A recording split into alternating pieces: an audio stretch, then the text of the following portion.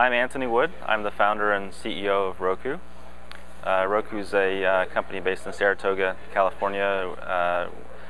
We sold about 2.5 million Roku players. We're the leading streaming player vendor in the country. Today I was talking about the future of TV, not the far future. Not like the Matrix, but what's going to happen in over the top over the next couple of years. And there were a few different themes I think that we hit on. One is that over the top is really about distribution, right? So it used to be television was distributed over networks, ABC, CBS, NBC. Then there was cable and VCRs and satellite, and now television is moving to the next phase, which is distribution over the internet. And it's creating a lot of opportunities and risks for some of the incumbents, and a lot of opportunities to create new brands, new brands like Netflix and new brands like Roku. And so that's what over the top is. It's a new form of distribution. But like all television, the most important thing is the content, the television shows.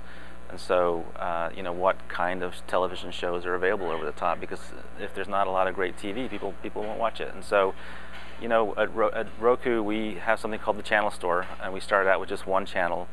It was Netflix, and then we've been adding one new channel a day on average at this point, and we're up to almost 500 channels. And so as we've added more content, the usage on our platform has grown as well. So we used to be about 6 hours a week on average people used Roku. That's been growing consistently. It's up to 12 hours a week, and it's going to keep growing until we get to 35 hours a week, which is sort of the average amount of TV that people watch in the United States. So content's what drives this, and there's different kinds of content coming to over the top. One category of content is like Netflix and Amazon and Hulu. These are sort of new brands, new companies that are taking actually existing content, usually back catalog content, bundling it into a new bundle and offering it as a new low-cost package over the internet. So that's one type of content. That's what most people think of when they think of over the top.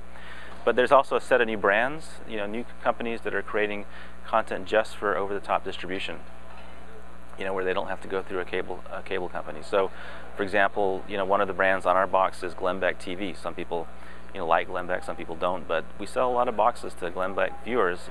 This is a brand who used to be on Fox, started his own network, and it's been a big financial success for him. Another example would be YouTube. That's a new brand, obviously, or Revision 3, which produces a lot of cool internet-only content. So that's another kind of group of content. But then there's this third group of content, which is just starting to come, onto devices like Roku, which is, you think of it as the incumbents, the ESPNs, the Disneys, the HBO Go's of the world. And when will HBO Go and Disney be on Roku, for example? And the answer is, well, you can get HBO Go now actually on Roku. It just launched. You have to have it. It's what's called authenticated in the business, or some people call it TV everywhere. You have to have a cable subscription, but it's very popular on Roku. You get it on Roku. You can access. It's a great user interface. You can access the entire HBO catalog. You can put a Roku anywhere in your house. You don't have to have a cable box there. So, and then things like ESPN, I think, are coming. Probably part is other packages, authenticated packages from for example, I think Comcast Xfinity just signed a 10-year deal with Disney for ESPN, including the rights to stream to tablets and other devices in the home. So those things are all coming on a sort of authenticated basis. But I think another big question people have is, well, when will I be able to get that package of content but not have a subscription to my local cable service, something the industry sometimes calls a virtual MSO? And that's a good question. No one has said they're launching that kind of service, but my guess is, I think maybe sometime this year that could happen.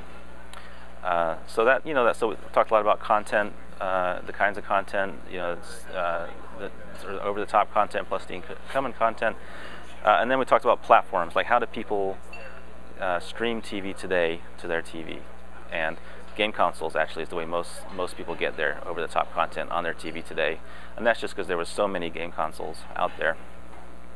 But there's other platforms like smart TVs and streaming players like Roku, and actually the growth, if you look at the growth on a percentage basis of streaming hours, most of the growth is in smart TVs and streaming players. Those are the ones that are growing, and gaming consoles are slowly declining as a percentage because the gaming consoles target a specific segment of the market, and that segment is sort of fixed.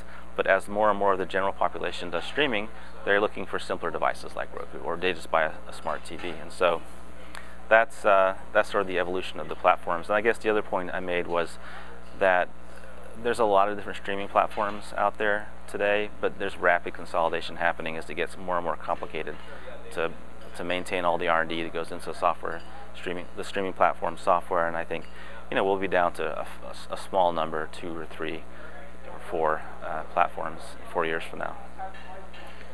And then you had a great graphic that described the future, where we're at now, and it was a line that went to a ginormous squiggle mess, and then the line flattens out towards the future. Could you comment on that?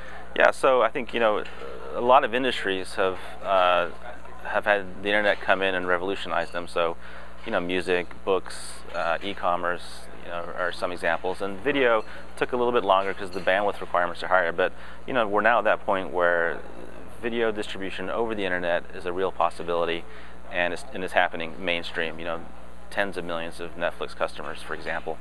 So now we're in this sort of squiggly mess part where there's a lot of stuff happening, a lot of different things being tested. But over the next 4 years, there's going to be some big milestones. I think Netflix will pass 50 million customers. We'll see fairly soon the launch of the first, virtual MSO over-the-top cable package. Most TVs will start getting their TV delivered over streaming over the internet instead of a cable or a satellite box. All these things are going to happen over the next 4 years, and what comes out of this is the new world where all TV is delivered by the internet, and every TV show ever made is available on demand, and the customers just have an incredible amount of choice and options with their TV viewing. And do you see what are the big obstacles that might kind of prolong that line flattening out? I think so if you'd asked me that question 2 years ago, I would have said I think that the incumbents in the industry are going to resist this change, but that's not happening. They're actually embracing it. I think they're seeing a lot of value in embracing internet delivery, being able to allow customers to get more value out of their services by getting their services on more devices and more places in the home, outside the home. They see what's happened to other industries. They want to make sure that doesn't happen to them. So the industry as a whole, I think, is very engaged, and I really don't see any major obstacles. I think this is happening now. And then you talked about how there's 500 channels now on Roku. As that line flattens out 4 years in the future, how many channels do you predict on the Roku box? Well, so how many channels are there going to be on Roku going forward? I think, at some point, counting the numbers doesn't make sense anymore. It's like the internet. Like, how many websites are there, or apps on an iPhone? Okay, there's a lot of them, and they segment to different niches, and I'm sure that's going to happen to our business. So at some point, the challenge is going to be evolving the user interface to where there's almost an infinite amount of content, from very niche to very mainstream. How do we find, the niche content that this would be mainstream for you because you're interested, in sushi, for example, so the sushi shows show up for you, but also the mainstream content. So sort of personalizing the user interface, making it more relevant, helping it help you find all that content that's going to be out there. So that's the challenge, and that's one of the things we're working on. And then I had just mentioned box because I have a Roku box myself, but you recently came out with a stick. So further development down the line, where do you see the platform going? So we sell our platform today inside the Roku streaming box, and that's a huge market for us, and growing sales in that market for us tripled last year alone. But we also see smart TVs as an interesting market that's growing, and we want to be a platform in those devices, and we're working on that in multiple ways. But the first way we're doing it is this new product we call the Roku Streaming Stick, and it's a little stick about the size of a USB flash drive. It's got a complete Roku on that stick. You plug it in the back of the TV, and it integrates streaming into your TV, and now you have a TV powered by Roku. And in 2 or 3 years, when the Roku technology has been upgraded, and you want to be able to get the latest and greatest things for your TV, you can pop out that stick and plug in a new streaming stick. So it's completely upgradable by the end user. Fabulous. Well, thank you for your time, Anthony, and congratulations on the success and continued success. Thanks.